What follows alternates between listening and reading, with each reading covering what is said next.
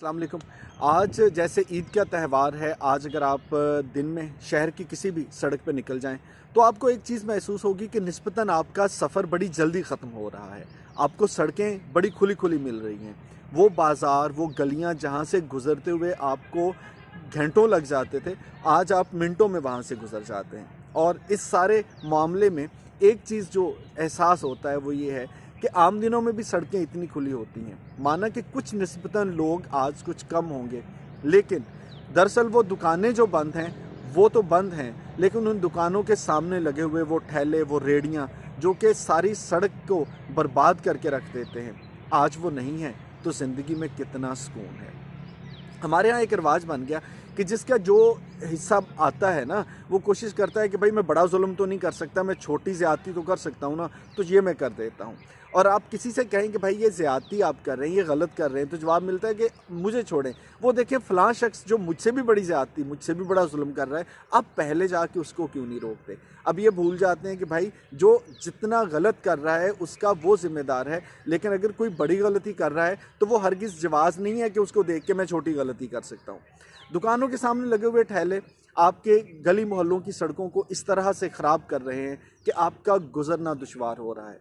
आपने कभी सोचा कि एक सड़क पर चलते हुए अगर आपको इस तरह की रेहड़ियाँ ठेले मिलते हैं जो सड़क के बहाव में ट्रैफिक का खलल डालते हैं, वो आपका कितना नुकसान करते हैं, आपकी ज़िंदगी का कितना कीमती वक्त ले जाते हैं, ये एक बात। लेकिन इसके साथ साथ आपकी गाड़ी का, आपके मोटरसाइकिल का कितना पेट्रोल है जो कि ज़ाया होता है सिर्फ इस वजह से कि उन लोगों के कारोबार की वजह से ट्रैफिक में खलल आ गया।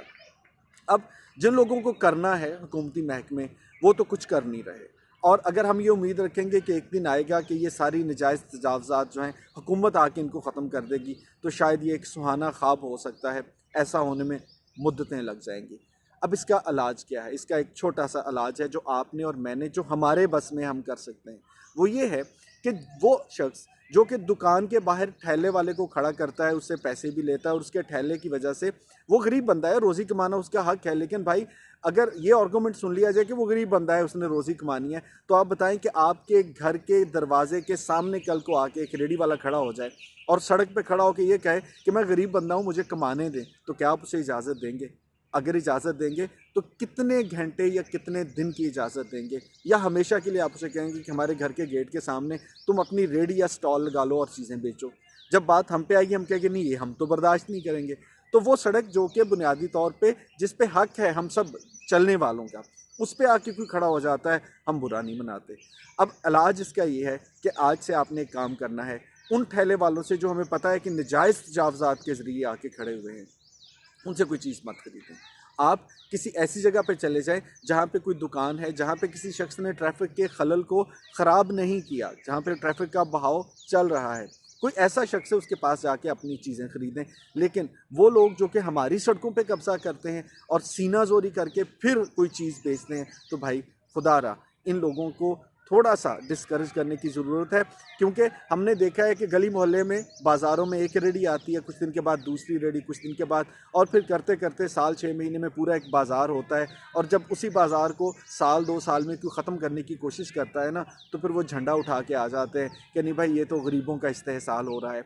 कोई नहीं सोचता कि इतने साल तक बग़ैर कोई टैक्स दिए, बग़ैर कोई फ़ीस दिए, जो आप हुकूमत की जगह पे, अवाम की जगह पे, वो रास्ता जो कि लोगों का था, उस पे आके आप बैठ गए और आपने कारोबार शुरू कर दिया।